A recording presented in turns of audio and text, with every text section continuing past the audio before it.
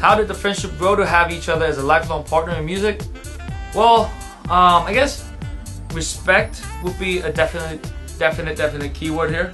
I remember, back in high school, Kai was already taking classes at Juilliard, and just for that, I mean, I've given him a lot of respect for it. But then, I mean, I still consider Kai as a more intelligent producer than I am, a more seasoned musician than I am. I mean, he plays a lot better keyboards than I can, and he's got a lot thorough understanding of how all these gears and plugins work. But then again, I mean, Kai also treated me with respect too for the things that I could do.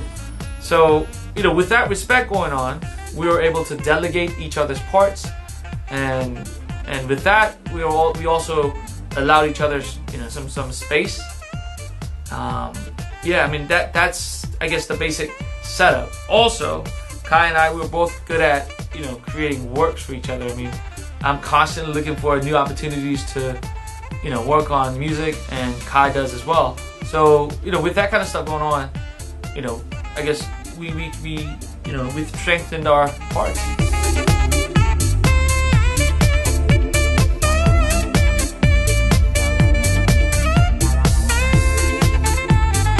I do juggle through different kinds of stuff. I mean, I work on music. I'm a music producer, but at the same time, I run a couple businesses.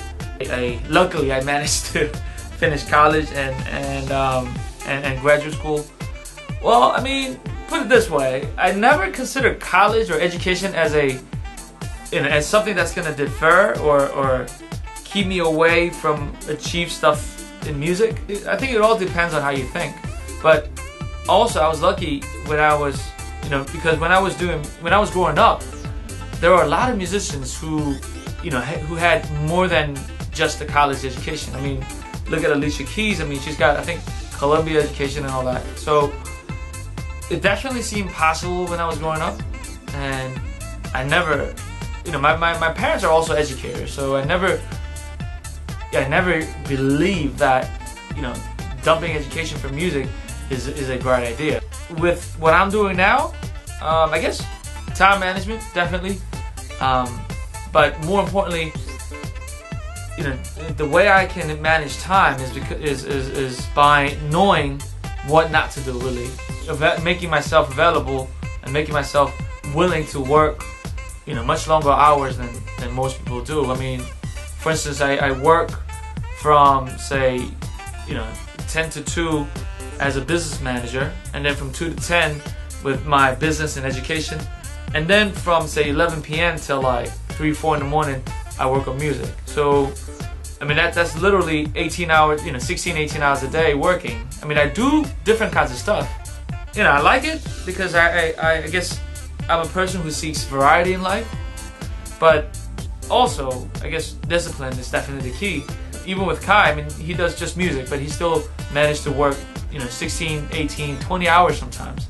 Or sometimes he works, 2-3 days straight without sleep. So, I put it this way. I mean, anyone who has achieved anything important in life, they were willing to work long hours, and they did it gladly, and they did it with, while having fun.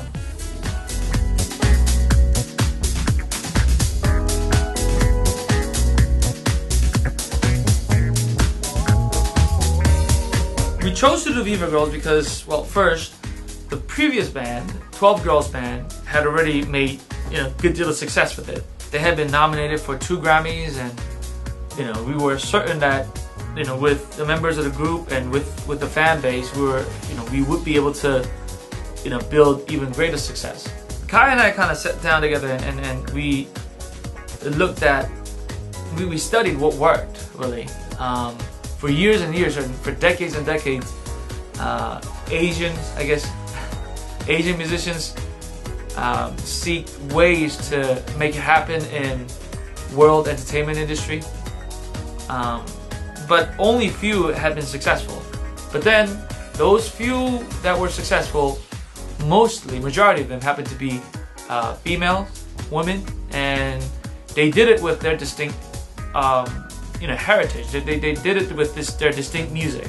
After studying those, we thought that better women than men, and better with our music than, you know, Western music. I mean, we don't particularly differentiate between, you know, Western and Eastern, because in the end, you know, we have these Asian music over house beats, or we play Hotel California, which is a great pop song in Asian with Asian instruments. Viva Girls, definitely the most distinct sound would be Asian sound, but then, you know, Asian sound is surrounded by all these elements of different, you know, the world. I mean, it's got Afro-African percussion, it's got, you know, guitar, it's got strings from, say, Europe.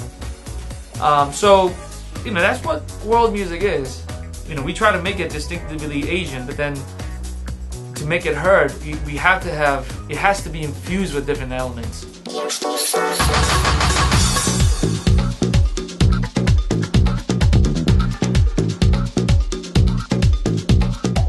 We're actually working on a lot of stuff right now. First, I mean, even today we're working on a track for Yoshika in Japan, Stevie Wonder track. All I Do is one of my favorite track, and that should be coming out in July. And then it's also being released as a remix album in November, so that's one. We're also working on a track with Andes, a producer from Indonesia. And then we also have our original song, which will probably be another release, another Kai and Kai release, called Day by Day. And this one's awesome. And then the Viva Girls, yeah, we will start recording around fall, and it will probably lead into next year. This is the second album with the Viva Girls, and which features some of the best musicians in the world, and you know, we're very excited about this. So yeah, so keep an eye on us, and starting July we should be releasing a new track every 2 months.